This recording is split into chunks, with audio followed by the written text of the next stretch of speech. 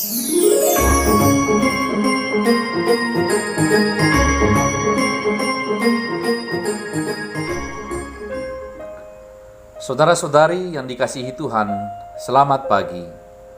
Sebelum kita mendengarkan firman Tuhan, marilah kita berdoa. Anugerah dan damai sejahtera dari Tuhan Allah kita, Anaknya Yesus Kristus, dan Roh Kudus. Amin. Firman Tuhan bagi kita hari ini tertulis dalam kitab Mazmur pasal 37 ayat 7. Berdiam dirilah di hadapan Tuhan dan nantikanlah Dia. Jangan marah karena orang yang berhasil dalam hidupnya, karena orang yang melakukan tipu daya. Demikian firman Tuhan. Saudara-saudari yang diberkati Tuhan, apa reaksi kita jika melihat seorang penipu dan selalu melakukan yang jahat, malah hidupnya selalu berhasil? Sementara orang yang hidupnya lurus dan tulus malah mengalami musibah, sering gagal, bahkan sakit-sakitan. Barangkali bisa muncul rasa cemburu, tidak terima, atau mungkin marah.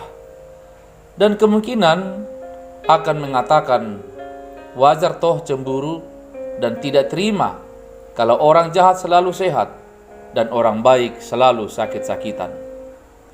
Pemazmur di pasal yang lain, yaitu Mazmur 73 ayat 2 hingga 5, juga mengaku cemburu, menyaksikan hidup para pembual dan penipu malah selalu mujur, tidak sakit-sakitan, sehat, gemuk, dan tidak mengalami kesusahan.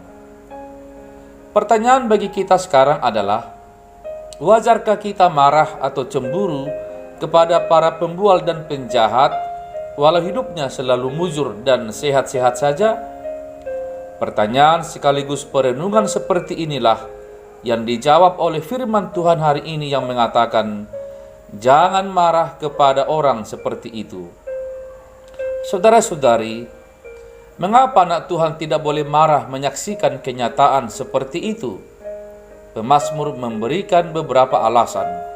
Pertama, orang pembual atau penipu tidak akan bertahan lama dalam dosa-dosanya.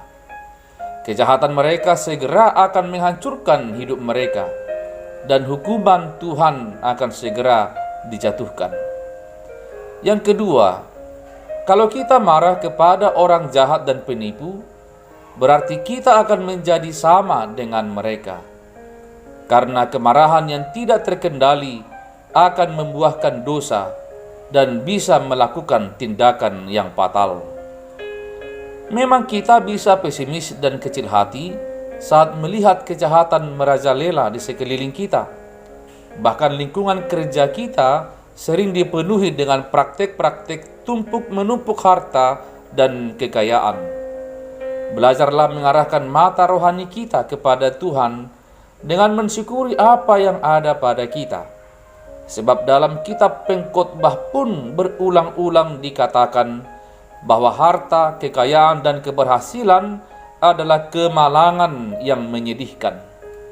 Bahkan ada orang-orang yang memang diberi Tuhan kekayaan, harta benda, dan kemuliaan, tetapi tidak menikmatinya dan tidak diberi karunia untuk menikmati. Pengkhotbah 6 ayat 2.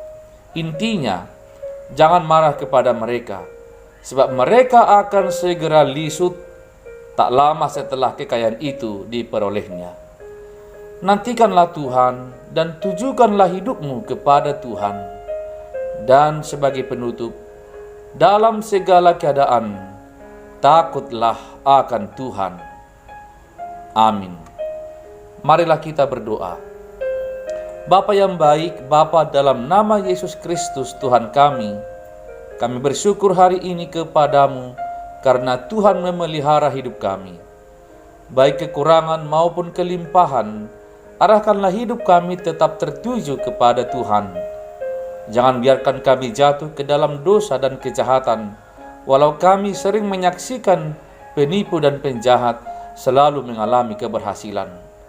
Anugerahkanlah kami kesejahteraan dan kebahagiaan untuk menikmati apa yang kami terima darimu. Terima kasih ya Tuhan.